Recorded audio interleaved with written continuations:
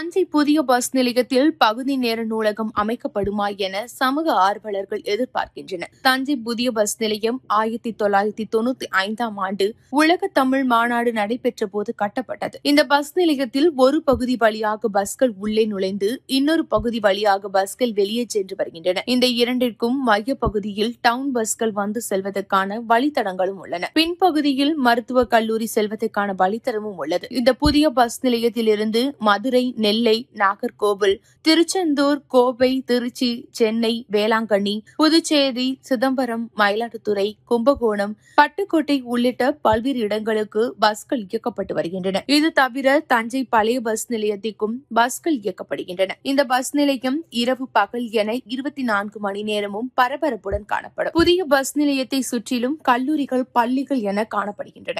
இதனால் தினமும் ஏராளமான மாணவ மாணவிகள் புதிய பஸ் நிலையத்திற்கு வந்து செல்லக்கூடிய சூழ்நிலை ஏற்பட்டுள்ளது. அதுவும் அரசு கல்லூரிகளில் 2 ஷிப்ட் முறையில் வகுப்புகள் நடைபெறுவதால் மதியம் நேரத்திலேயே ஏராளமான மாணவ மாணவிகளுக்கு கல்லூரி முடிந்துவிடும். இவர்களில் பலர் வெளியூர்களிலிருந்து வந்து படிக்கின்றனர். இவர்கள் புதிய பஸ் நிலையத்தில் பஸ்ஸிற்காக காத்துக் கொண்டிருக்கும் நேரத்தில் நண்பர்களுடன் பேசுவதை விட செல்போன்களில் தான் மூழ்கி இருக்கின்றனர். இளைய சமுதாயத்தினர் செல்போனில் மூழ்கி வாசிப்பு திறன் குறைந்துவிட்ட இந்த காலகட்டத்தில் புதிய பஸ் நிலையத்தில் பகுதி நேர நூலகம் அமைத்தால் வாசிப்பு பழக்கத்தை மேம்படுத்தவும், போட்டித் தேர்வுக்கு தயாராகும் படித்த இளைஞர்கள் அதிக அளவு நூலகத்தை பயன்படுத்தி மத்திய, மாநில அரசு துறை பணிகளில் சேர பெரும் உதவியாக இருக்கும் என தமிழ் அறிஞர்கள், சமூக ஆர்வலர்கள் எதிர்பார்க்கின்றனர். மாணவர்கள் மட்டுமின்றி பொதுமக்களும் புத்தகங்கள், நாவல்கள், இதழ்கள், நாளிதழ்கள், பருவ இதழ்களை படித்து அறிவை வளர்த்துக் கொள்ள ஒரு வாய்ப்பாக அமையும். எனவே சென்னை, மதுரை, திருவாரூர் உட்பட